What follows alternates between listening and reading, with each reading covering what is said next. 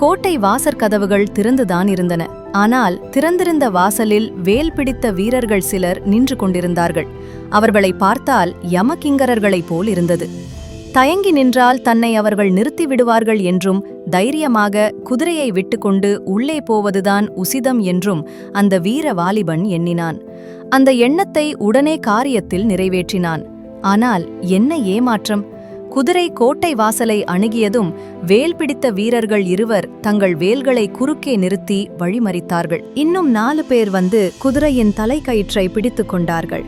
அவர்களில் ஒருவன் வந்தியத்தேவனை உற்று பார்த்தான். இன்னொருவன் தீவர்த்தி கொண்டு வந்து உயரத் தூக்கி முகத்துக்கு நேரே பிடித்தான்.